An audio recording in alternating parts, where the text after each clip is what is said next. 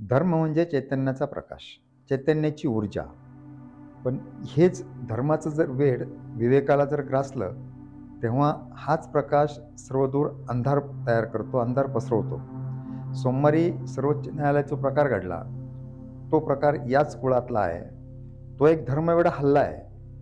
हा हल्ला केवळ हिंसेचा प्रकार नाही आहे, तर भारतीय न्यायव्यवस्थेच्या आणि लोकशाहीच्या आत्म्याची ती खरी कसोटी ठरली आहे.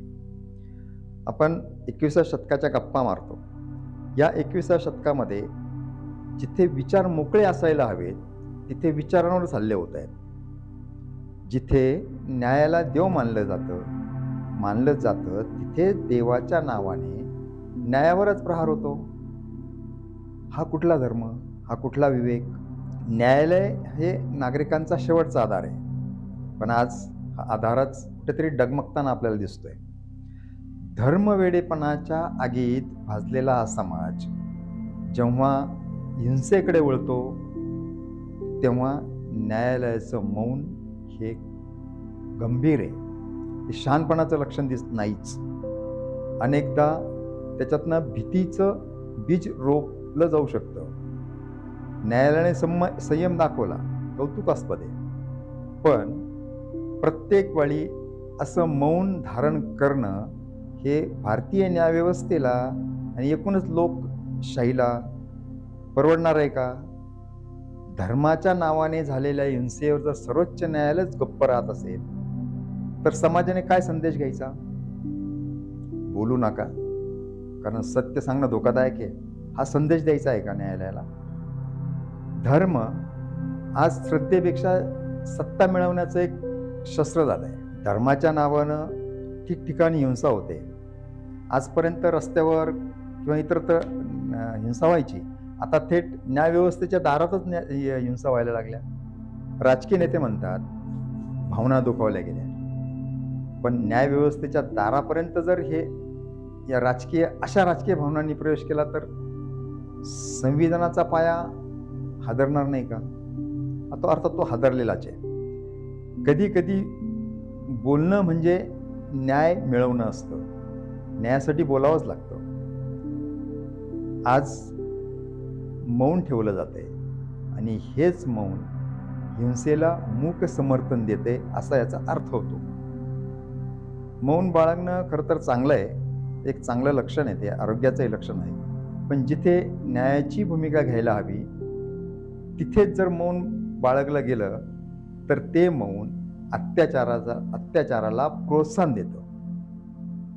जा, तुला माफ केलं. ही वाक्य खरी तर खूप गोड वाटतात, खूप मोठी आहेत.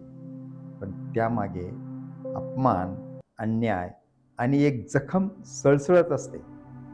माफी उदात्ततेचे लक्षण आहे, उदारमतवादीपणाचं लक्षण आहे.